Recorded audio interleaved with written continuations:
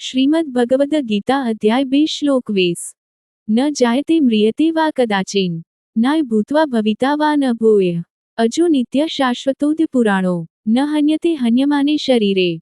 આત્મા ક્યારેય જન્મ લેતો નથી કે મૃત્યુ પામતો નથી, ન તો એ ક્યારેક અસ્તિત્વમાન હતો કે ન તો કદાપી વિનાશ પામ્યો હતો। આત્મા અજન્મા, શાશ્વત, અવિનાશી, અજર છે। જ્યારે શરીર નષ્ટ થઈ જાય છે ત્યારે તેનો નાશ થતો નથી। આ શ્લોકમાં આત્માની શાશ્વત પ્રકૃતિને સિદ્ધ કરવામાં આવી છે, જે સનાતન છે તેમજ જન્મ અને મૃત્યુથી પરે છે।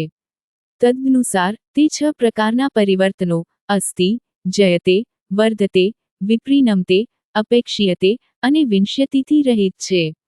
ગર્ભમાં અસ્તિત્વમાન થવું, જન્મ, વિકાસ, પ્રજોત્પાદન, હ્રાસ અને મૃત્યુ, આ બધા શરીરના પરિવર્તનો છે, આત્માના નહીં। આપણે જેને મૃત્યુ કહીએ છીએ તે કેવળ શરીરનો નાશ છે, પરંતુ અવિનાશી આત્મા શરીરના આ બધા પરિવર્તનોથી બિનપ્રભાવી રહે છે।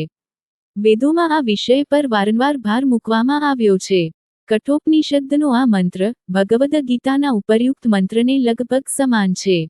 ન જાયતે મ્રિયતે વા વિપશ્ચિત નાય કુચ્ચિન બભૂવ કશ્ચિત અજો નિત્ય શાશ્વતોદ્ય પુરાણો ન હન્યતે હન્યમાને શરીરે। 1 ફેબ્રુઆરી 18 આત્માનો ન તો જન્મ થાય છે કે ન તો મૃત્યુ થાય છે, ન તો એ કોઈનામાંથી પ્રગટ થાય છે કે ન તો એમાંથી કંઈ પ્રગટ થાય છે।